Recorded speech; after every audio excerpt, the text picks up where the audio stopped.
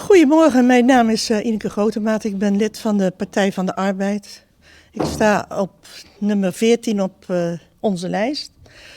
De PvdA zet zich al jaar en dag in voor inclusie, is net ook al door Theo genoemd. Ook bij PvdA Venray staat het natuurlijk hoog op de lijst.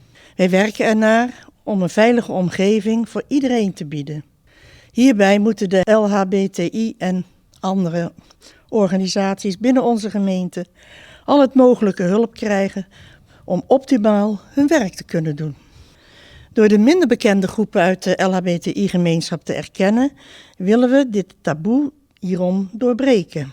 Transmensen en intersexe mensen, die zijn er en dat moet de gemeente openlijk erkennen. Dit kan de desbetreffende mensen een steuntje in de rug geven. Een goed voorbeeld zou zijn om eventueel les te geven over de LHBTI-gemeenschap op het Rijland College of op de basisscholen kan de acceptatie van de gemeenschap bevorderen. Ik weet in het verleden uit het COC dat er ook docenten waren die dat voor hun rekening namen. Dit zien we dan ook graag gebeuren en wij helpen graag daar waar nodig is en om dat goed waar te kunnen maken. Als je een sociaal inclusief beleid voert, verbeter je de leefomstandigheden voor iedereen die in Venray woont. Denk daarbij ook aan arbeidsmigranten, ouderen, doorstromers en jongeren. Bij dat beleid hoort ook een meldpunt. Een meldpunt waar mensen die zich onveilig voelen dat kunnen melden.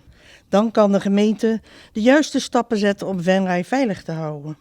Ook is Venray op dit moment druk bezig met het opstellen van een inclusieagenda. Hieraan nemen verschillende belangenverenigingen deel, zoals burgers en ook politici en anderen. Ja, iedereen die maar wil.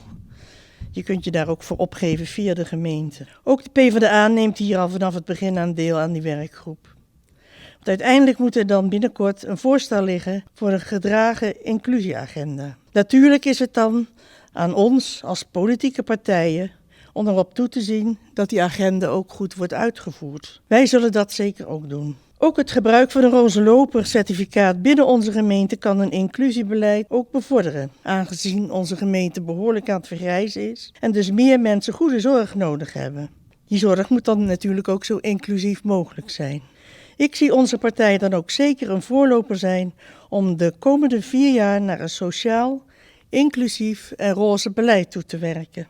Wij hebben als partij het voordeel dat we een divers genoeg team hebben. Zo kunnen we al het beleid wat gaat komen eerst toetsen binnen ons team, alvorens we erover gaan stemmen. Dat is wat wij willen als Partij van de Arbeid Venray.